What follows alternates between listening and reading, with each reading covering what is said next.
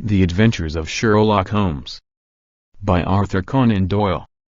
Adventure 6. The Man with the Twisted Lip. Isa Whitney, brother of the late Elias Whitney, D.D., principal of the Theological College of St. George's, was much addicted to opium. The habit grew upon him, as I understand, from some foolish freak when he was at college, for having read De Quincey's description of his dreams and sensations, he had drenched his tobacco with laudanum in an attempt to produce the same effects. He found, as so many more have done, that the practice is easier to attain than to get rid of, and for many years he continued to be a slave to the drug, an object of mingled horror and pity to his friends and relatives. I can see him now, with yellow, pasty face, drooping lids, and pinpoint pupils, all huddled in a chair, the wreck and ruin of a noble man. One night, it was in June, '89, there came a ring to my bell, about the hour when a man gives his first yawn and glances at the clock. I sat up in my chair, and my wife laid her needlework down in her lap and made a little face of disappointment. "A patient," said she. "You'll have to go out." I groaned, for I was newly come back from a weary day. We heard the door open, a few hurried words, and then quick steps upon the linoleum. Our own door flew open, and a lady, clad in some dark-colored stuff, with a black veil, entered the room. "You will excuse my calling so late," she began, and then, suddenly losing her self-control, she ran forward, threw her arms about my wife's neck, and sobbed upon her shoulder. "Oh, I'm in such trouble," she cried, "I do so want a little help." "Why," said my wife, pulling up her veil, "it is Kate Whitney. How you startled me, Kate. I had not an idea who you were when you came in. I didn't know what to do, so I came straight to you. That was always the way. Folk who were in grief came to my wife like birds to a lighthouse. It was very sweet of you to come.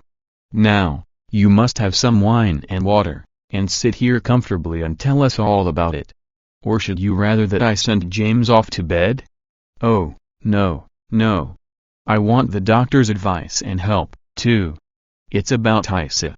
He has not been home for 2 days. I am so frightened about him." It was not the first time that she had spoken to us of her husband's trouble, to me as a doctor, to my wife as an old friend and school companion. We soothed and comforted her by such words as we could find. Did she know where her husband was? Was it possible that we could bring him back to her? It seems that it was. She had the surest information that of late he had, when the fit was on him, made use of an opium den in the farthest east of the city. Hitherto his orgies had always been confined to one day, and he had come back, twitching and shattered, in the evening. But now the spell had been upon him 48 hours, and he lay there, doubtless among the dregs of the docks, breathing in the poison or sleeping off the effects.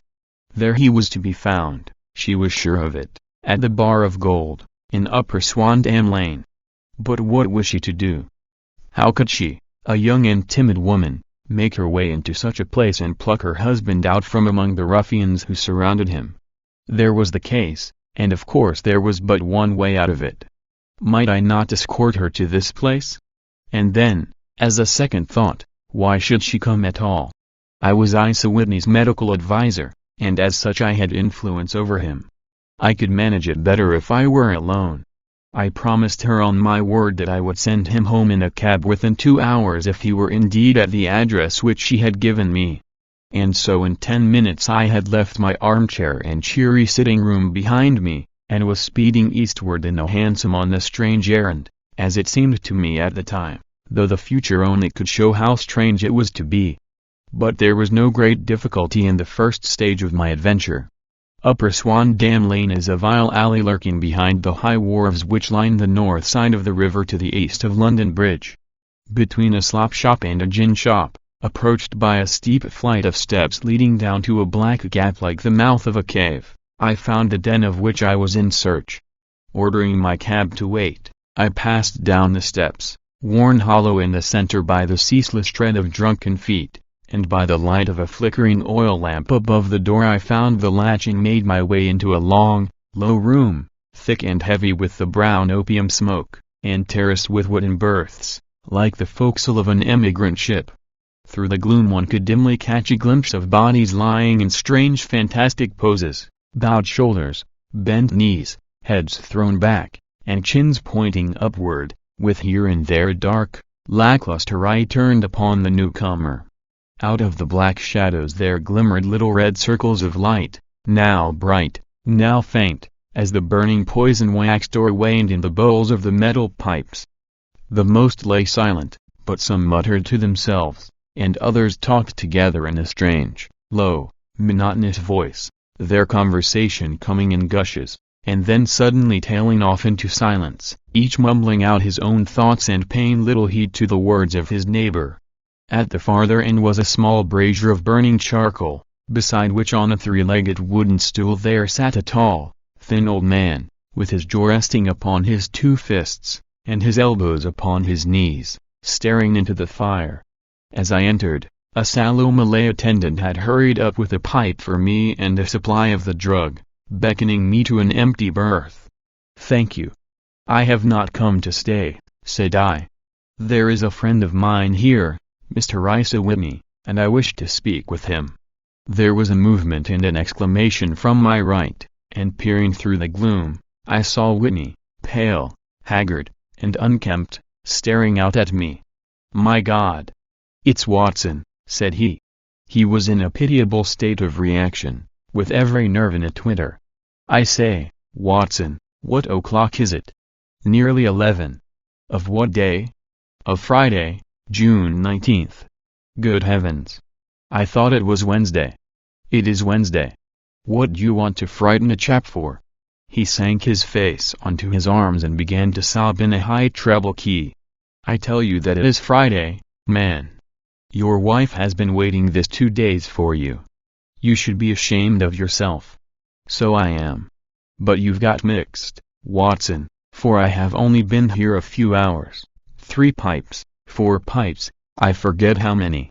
But I'll go home with you. I wouldn't frighten Kate, poor little Kate. Give me your hand. Have you a cab?" "Yes, I have one waiting." "Then I shall go in it. But I must owe something." "Fine what I owe, Watson. I am all off color. I can do nothing for myself."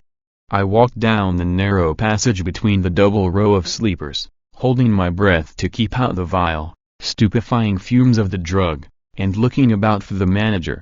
As I passed the tall man who sat by the brazier I felt a sudden pluck at my skirt, and a low voice whispered, "Walk past me, and then look back at me."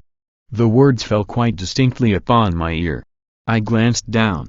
They could only have come from the old man at my side, and yet he sat now as absorbed as ever, very thin, very wrinkled, bent with age, an opium pipe dangling down from between his knees, as though it had dropped in sheer lassitude from his fingers.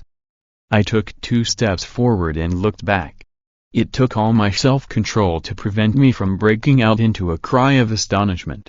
He had turned his back so that none could see him but I.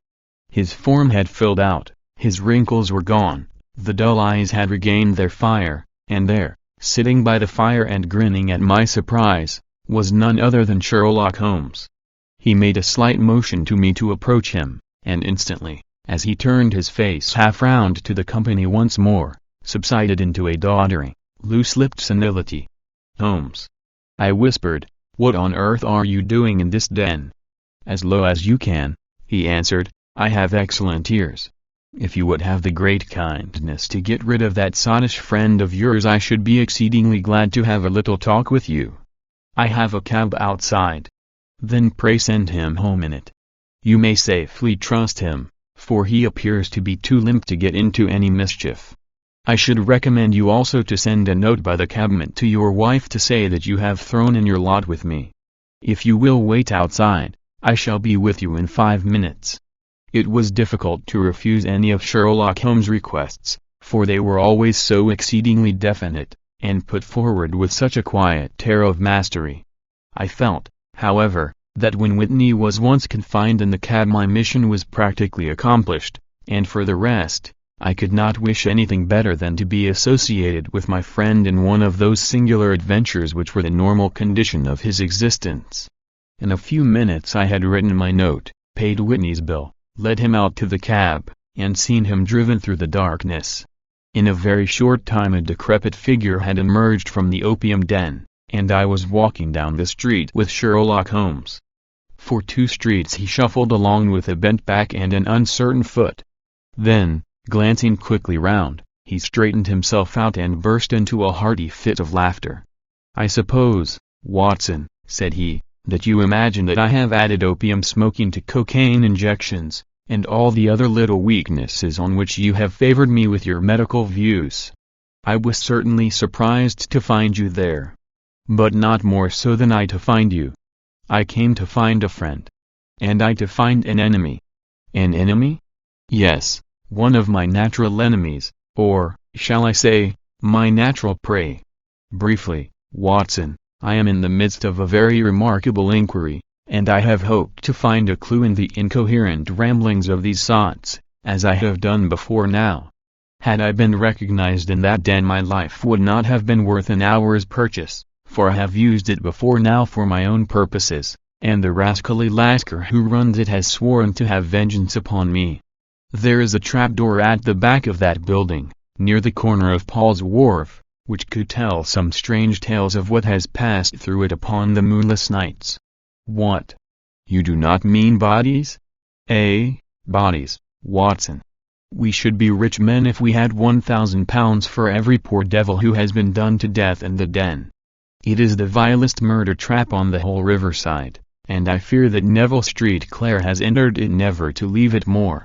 But our trap should be here." He put his 2 forefingers between his teeth and whistled shrilly, a signal which was answered by a similar whistle from the distance, followed shortly by the rattle of wheels and the clink of horses' hooves. "Now, Watson," said Holmes, as a tall dog-cart dashed up through the gloom, throwing out 2 golden tunnels of yellow light from its side lanterns. "You'll come with me, won't you? If I can be of use." "Oh, a trusty comrade is always of use, and a chronicler still more so. My room at the Cedars is a double-bedded one." "The Cedars?" "Yes, that is Mr. Street Clare's house. I am staying there while I conduct the inquiry." "Where is it, then?" "Near Lee, in Kent. We have a 7-mile drive before us." "But I am all in the dark." "Of course you are. You'll know all about it presently. Jump up here." "All right, John, we shall not need you. Here's half a crown. Look out for me tomorrow, about 11. Give her her head. So long, then." He flicked the horse with his whip, and we dashed away through the endless succession of somber and deserted streets, which widened gradually, until we were flying across a broad balustraded bridge, with the murky river flowing sluggishly beneath us. Beyond lay another dull wilderness of bricks and mortar, its silence broken only by the heavy, regular footfall of the policeman, or the songs and shouts of some belated party of revelers. A dull wrack was drifting slowly across the sky, and a star or 2 twinkled dimly here and there through the rifts of the clouds. Holmes drove in silence, with his head sunk upon his breast, and the air of a man who is lost in thought, while I sat beside him, curious to learn what this new quest might be which seemed to tax his powers so sorely, and yet afraid to break in upon the current of his thoughts. We had driven several miles, and were beginning to get to the fringe of the belt of suburban villas, when he shook himself, shrugged his shoulders, and lit up his pipe with the air of a man who has satisfied himself that he is acting for the best. "You have a grand gift of silence, Watson," said he. "It makes you quite invaluable as a companion. 'Pon my word, it is a great thing for me to have someone to talk to, for my own thoughts are not over-pleasant. I was wondering what I should say to this dear little woman tonight when she meets me at the door. You forget that I know nothing about it. I shall just have time to tell you the facts of the case before we get to Lee. It seems absurdly simple, and yet, somehow I can get nothing to go upon. There's plenty of thread, no doubt, but I can't get the end of it into my hand. Now, I'll state the case clearly and concisely to you, Watson, and maybe you can see a spark where all is dark to me. Proceed, then. Some years ago, to be definite, in May, 1884, There came to Lee a gentleman, Neville Street Clare by name, who appeared to have plenty of money. He took a large villa, laid out the grounds very nicely, and lived generally in good style. By degrees he made friends in the neighborhood, and in 1887 he married the daughter of a local brewer, by whom he now has 2 children. He had no occupation, but was interested in several companies and went into town as a rule in the morning, returning by the 5:14 from Cannon Street every night. Mr. Street Clare is now 37 years of age, is a man of temperate habits, a good husband, a very affectionate father, and a man who is popular with all who know him. I may add that his whole debts at the present moment, as far as we have been able to ascertain, amount to £88 while he has £220 standing to his credit in the Capital and Counties Bank. There is no reason, therefore, to think that money troubles have been weighing upon his mind. Last Monday Mr. Neville Street Clare went into town rather earlier than usual, remarking before he started that he had 2 important commissions to perform, and that he would bring his little boy home a box of bricks. Now, by the merest chance, his wife received a telegram upon this same Monday, very shortly after his departure, to the effect that a small parcel of considerable value which she had been expecting was waiting for her at the offices of the Aberdeen Shipping Company. Now, if you are well up in your London, you will know that the office of the company is in Fresno Street, which branches out of Upper Swanham Lane, where you found me tonight. Mrs. Street Clare had her lunch, started for the city, did some shopping, proceeded to the company's office, got her packet, and found herself at exactly 4:35 walking through Swanham Lane on her way back to the station. Have you followed me so far? It is very clear. If you remember, Monday was an exceedingly hot day, and Mrs. Street Clare walked slowly, glancing about in the hope of seeing a cab, as she did not like the neighborhood in which she found herself.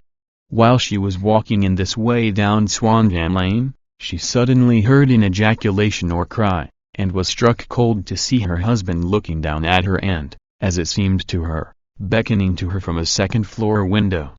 The window was open, and she distinctly saw his face, which she describes as being terribly agitated.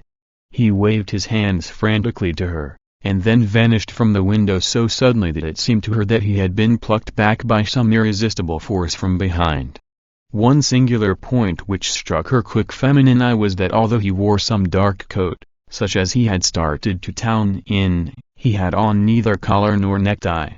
Convinced that something was amiss with him, she rushed down the steps, for the house was none other than the opium den in which you found me tonight, and running through the front room she attempted to ascend the stairs which led to the first floor.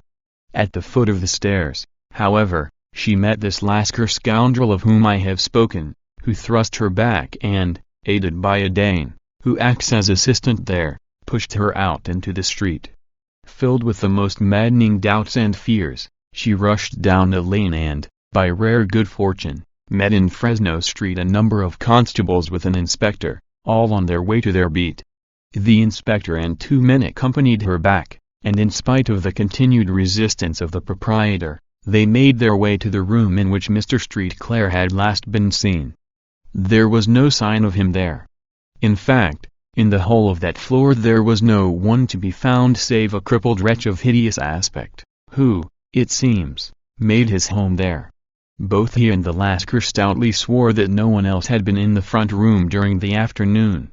So determined was their denial that the inspector was staggered, and had almost come to believe that Mrs. Street Clare had been deluded when, with a cry, she sprang at a small deal box which lay upon the table and tore the lid from it. Out there fell a cascade of children's bricks. It was the toy which he had promised to bring home. This discovery, and the evident confusion which the cripple showed, made the inspector realize that the matter was serious. The rooms were carefully examined, and results all pointed to an abominable crime. The front room was plainly furnished as a sitting room and led into a small bedroom, which looked out upon the back of one of the wharves. Between the wharf and the bedroom window is a narrow strip, which is dry at low tide but is covered at high tide with at least 4.5 feet of water. The bedroom window was a broad one and opened from below. On examination, traces of blood were to be seen upon the windowsill, and several scattered drops were visible upon the wooden floor of the bedroom. Thrust away behind a curtain in the front room were all the clothes of Mr. Neville Street Clare, with the exception of his coat. His boots, his socks, his hat, and his watch, all were there. There were no signs of violence upon any of these garments, and there were no other traces of Mr. Neville Street Clare. Out of the window he must apparently have gone, for no other exit could be discovered, and the ominous bloodstains upon the sill gave little promise that he could save himself by swimming, for the tide was at its very highest at the moment of the tragedy. And now as to the villains who seemed to be immediately implicated in the matter. The Lascar was known to be a man of the vilest antecedents, but as, by Mrs. Street Clare's story, he was known to have been at the foot of the stair within a very few seconds of her husband's appearance at the window, he could hardly have been more than an accessory to the crime. His defense was one of absolute ignorance, and he protested that he had no knowledge as to the doings of Hugh Boone, his lodger, and that he could not account in any way for the presence of the missing gentleman's clothes. So much for the Lascar manager. Now for the sinister cripple who lives upon the second floor of the opium den, and who was certainly the last human being whose eyes rested upon Neville Street Clare. His name is Hugh Boone, and his hideous face is one which is familiar to every man who goes much to the city. He is a professional beggar, though in order to avoid the police regulations he pretends to a small trade in wax vestas. Some little distance down Threadneedle Street, upon the left-hand side, there is, as you may have remarked, a small angle in the wall. Here it is that this creature takes his daily seat, cross-legged with his tiny stock of matches on his lap, and as he is a piteous spectacle a small rain of charity descends into the greasy leather cap which lies upon the pavement beside him. I have watched the fellow more than once before ever I thought of making his professional acquaintance, and I have been surprised at the harvest which he has reaped in a short time. His appearance, you see, is so remarkable that no one can pass him without observing him. A shock of orange hair, a pale face disfigured by a horrible scar, which, by its contraction, has turned up the outer edge of his upper lip, a bulldog chin, and a pair of very penetrating dark eyes, which present a singular contrast to the color of his hair, all mark him out from amid the common crowd of mendicants, and so, too, does his wit, for he is ever ready with a reply to any piece of chaff which may be thrown at him by the passers-by. This is the man whom we now learn to have been the lodger at the opium den, and to have been the last man to see the gentleman of whom we are in quest. But a cripple, said I. What could he have done single-handed against a man in the prime of life? He is a cripple in the sense that he walks with a limp, but in other respects he appears to be a powerful and well-nurtured man. Surely your medical experience would tell you, Watson, that weakness in one limb is often compensated for by exceptional strength in the others.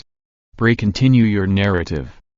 Mrs. Street Clare had fainted at the sight of the blood upon the window, and she was escorted home in a cab by the police, as her presence could be of no help to them in their investigations. Inspector Barton, who had charge of the case, made a very careful examination of the premises, but without finding anything which threw any light upon the matter. One mistake had been made in not arresting Boone instantly, as he was allowed some few minutes during which he might have communicated with his friend the Lascar, but this fault was soon remedied, and he was seized and searched, without anything being found which could incriminate him. There were, it is true, some bloodstains upon his right shirt sleeve, but he pointed to his ring finger, which had been cut near the nail, and explained that the bleeding came from there, adding that he had been to the window not long before, and that the stains which had been observed there came doubtless from the same source. He denied strenuously having ever seen Mr. Neville Street Clare and swore that the presence of the clothes in his room was as much a mystery to him as to the police. As to Mrs. Street Clare's assertion that she had actually seen her husband at the window, he declared that she must have been either mad or dreaming.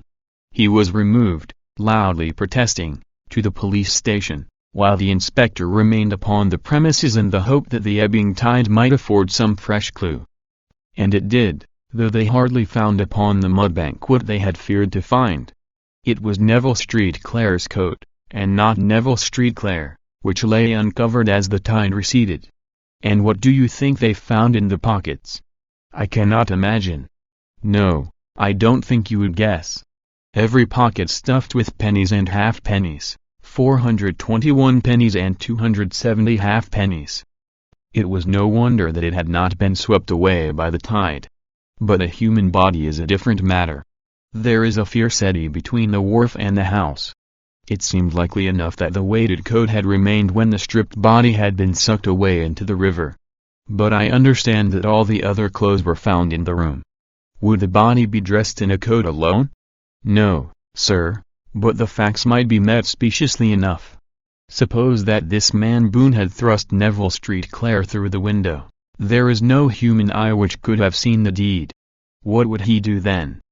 It would of course instantly strike him that he must get rid of the telltale garments. He would seize the coat, then, and be in the act of throwing it out, when it would occur to him that it would swim and not sink. He has little time, for he has heard the scuffle downstairs when the wife tried to force her way up, and perhaps he has already heard from his Lascar confederate that the police are hurrying up the street. There is not an instant to be lost. He rushes to some secret hoard, where he has accumulated the fruits of his beggary, and he stuffs all the coins upon which he can lay his hands into the pockets to make sure of the coat's sinking. He throws it out, and would have done the same with the other garments had not he heard the rush of steps below, and only just had time to close the window when the police appeared. It certainly sounds feasible. Well, we will take it as a working hypothesis for want of a better. Boone, as I have told you, was arrested and taken to the station, but it could not be shown that there had ever before been anything against him. He had for years been known as a professional beggar, but his life appeared to have been a very quiet and innocent one. There the matter stands at present, and the questions which have to be solved: what Neville Street Clare was doing in the opium den, what happened to him when there, where is he now, and what Hugh Boone had to do with his disappearance, are all as far from a solution as ever. I confess that I cannot recall any case within my experience which looked at the first glance so simple and yet which presented such difficulties. While Sherlock Holmes had been detailing this singular series of events, we had been whirling through the outskirts of the great town until the last straggling houses had been left behind, and we rattled along with a country hedge upon either side of us. Just as he finished, however, we drove through two scattered villages, where a few lights still glimmered in the windows. "We are on the outskirts of Lee," said my companion. "We have touched on 3 English counties in our short drive, starting in Middlesex, passing over an angle of Surrey, and ending in Kent. See that light among the trees? That is the Cedars, and beside that lamp sits a woman whose anxious ears have already, I have little doubt, caught the clink of our horses' feet." "But why are you not conducting the case from Baker Street?" I asked. "Because there are many inquiries which must be made out here. Mrs. Street Clare has most kindly put 2 rooms at my disposal, and you may rest assured that she will have nothing but a welcome for my friend and colleague. I hate to meet her, Watson, when I have no news of her husband. Here we are. Whoa, there, whoa." We had pulled up in front of a large villa which stood within its own grounds.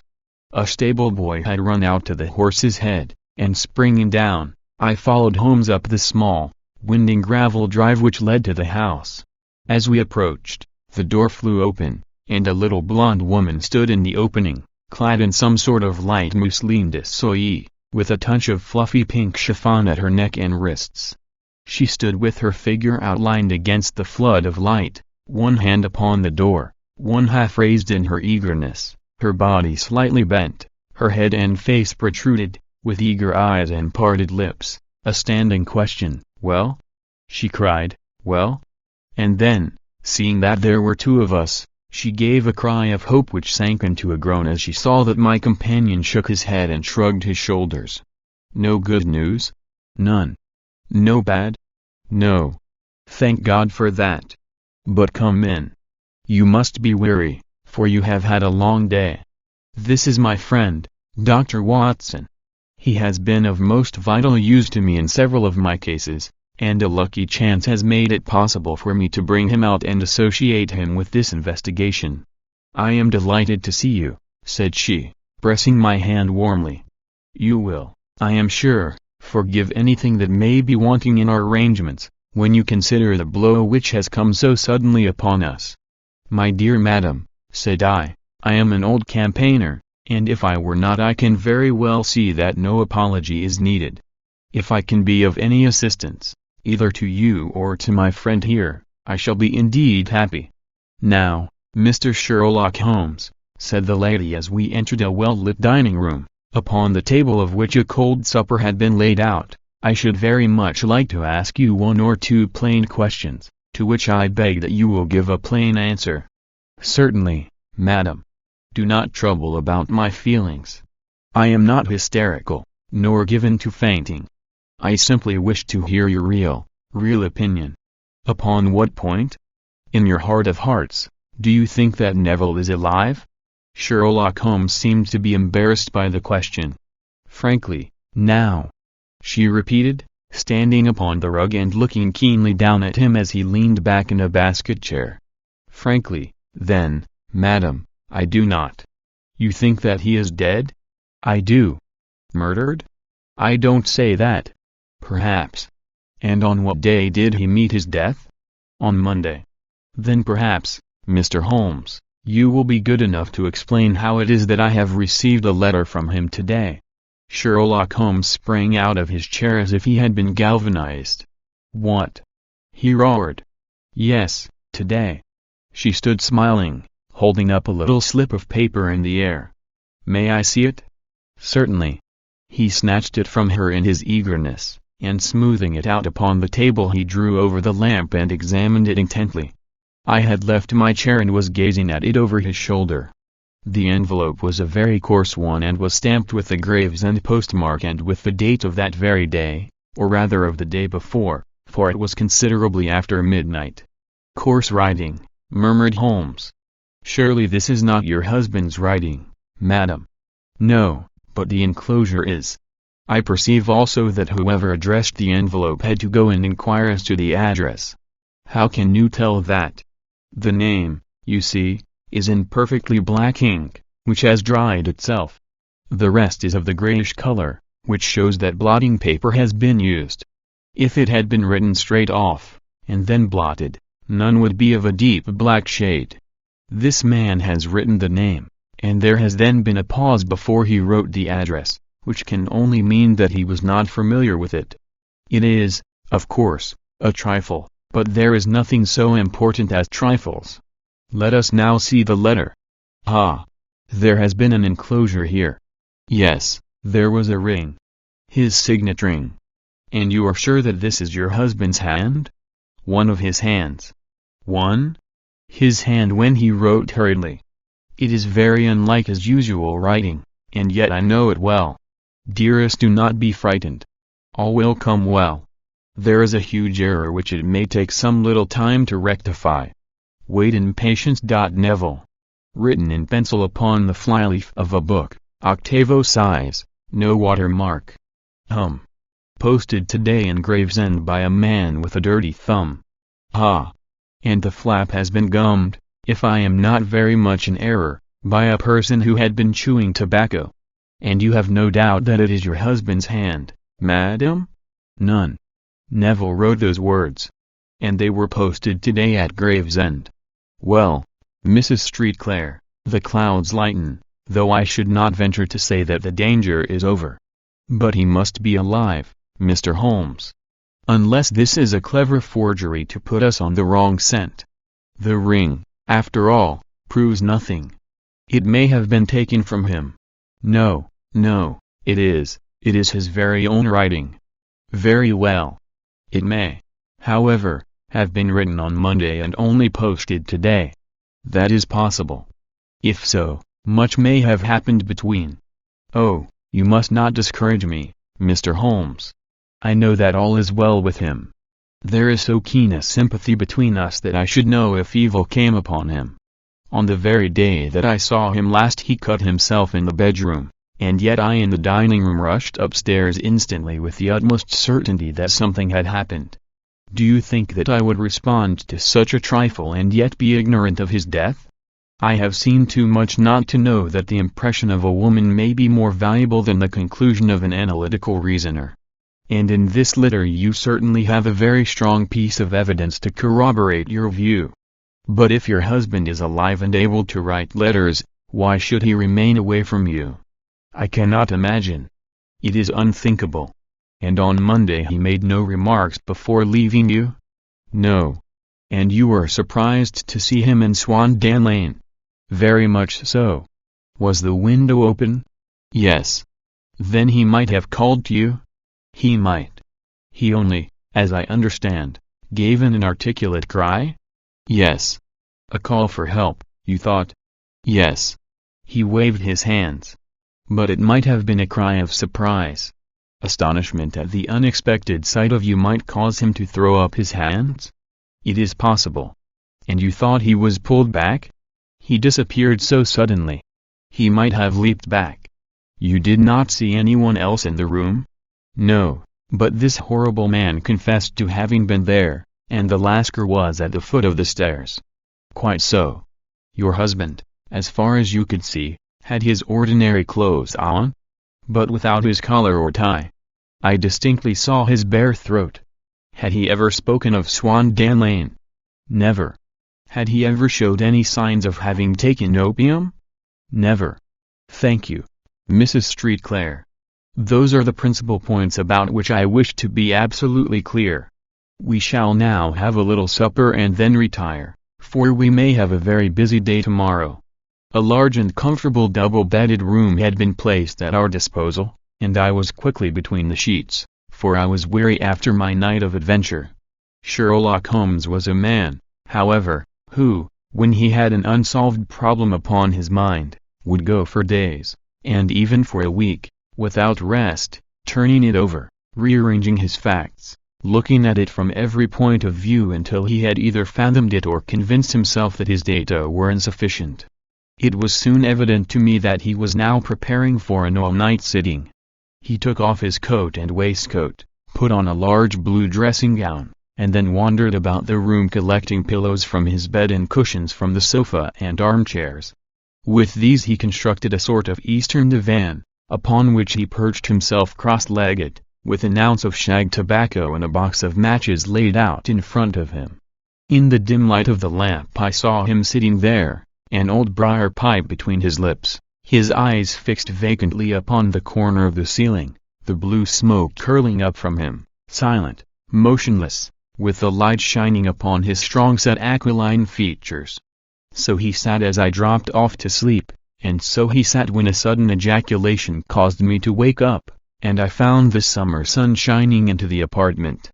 The pipe was still between his lips, the smoke still curled upward, and the room was full of a dense tobacco haze, but nothing remained of the heap of shag which I had seen upon the previous night. "Awake, Watson?" he asked. "Yes." "Game for a morning drive?" "Certainly." "Then dress. No one is stirring yet, but I know where the stable boy sleeps, and we shall soon have the trap out." He chuckled to himself as he spoke, his eyes twinkled, and he seemed a different man to the somber thinker of the previous night. As I dressed I glanced at my watch. It was no wonder that no one was stirring. It was 25 minutes past 4. I had hardly finished when Holmes returned with the news that the boy was putting in the horse. "I want to test a little theory of mine," said he, pulling on his boots. "I think, Watson, that you are now standing in the presence of one of the most absolute fools in Europe. I deserve to be kicked from here to Charing Cross. But I think I have the key of the affair now." "And where is it?"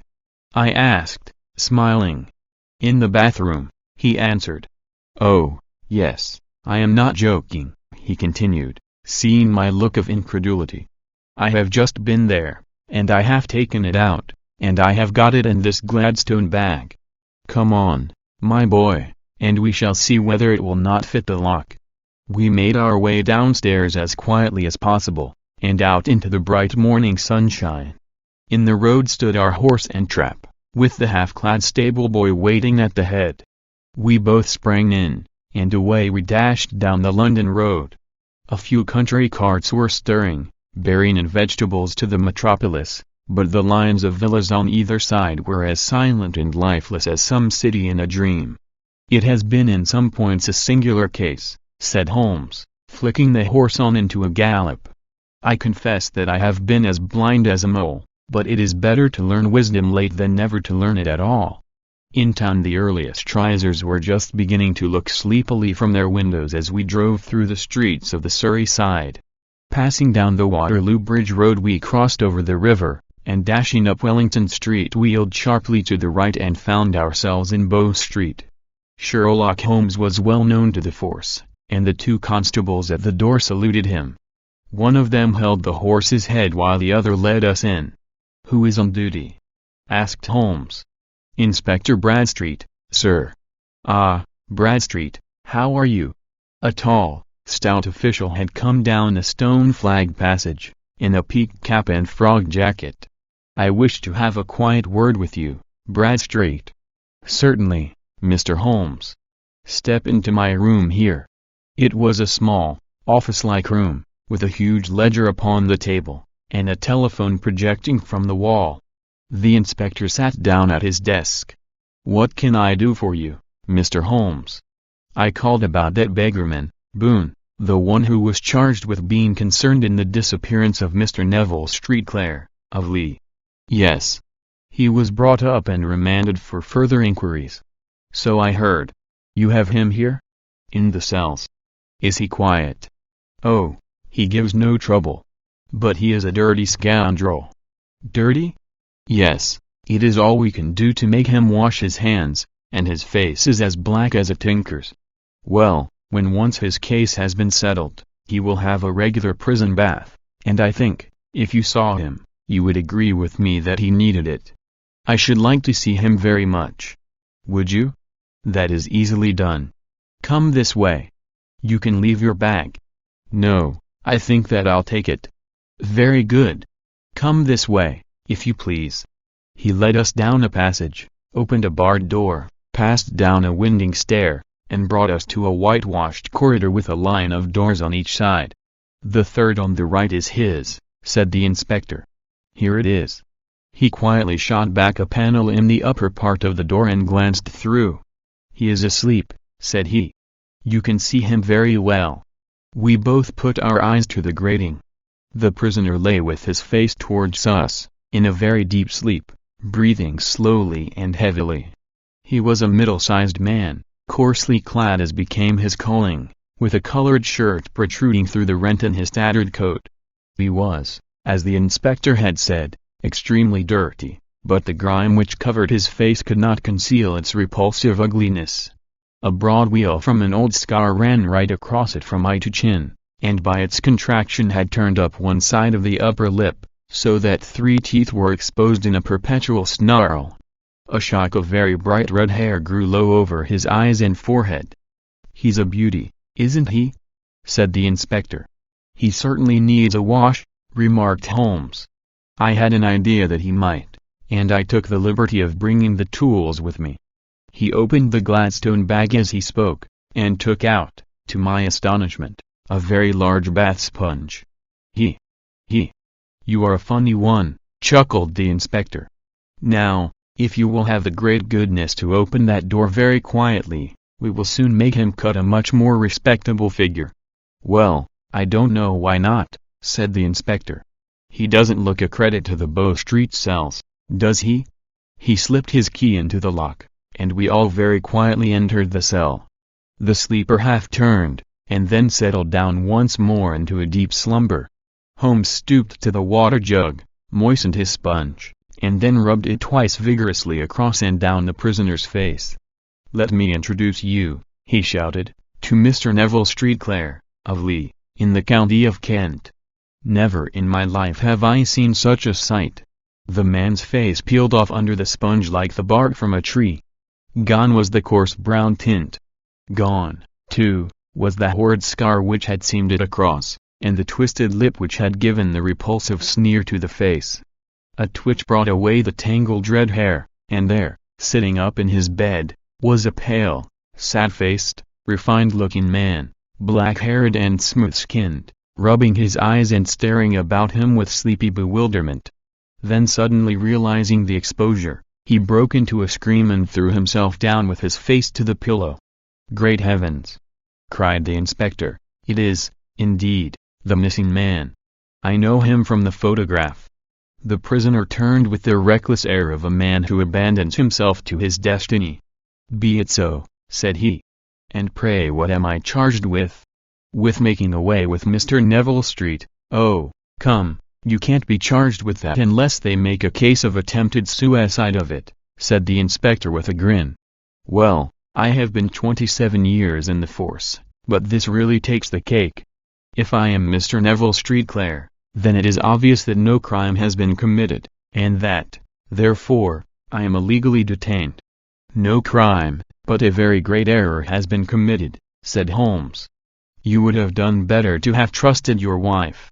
"It was not the wife, it was the children," groaned the prisoner. "God help me, I would not have them ashamed of their father. My God! What an exposure! What can I do?" Sherlock Holmes sat down beside him on the couch and patted him kindly on the shoulder. "If you leave it to a court of law to clear the matter up," said he, "of course you can hardly avoid publicity.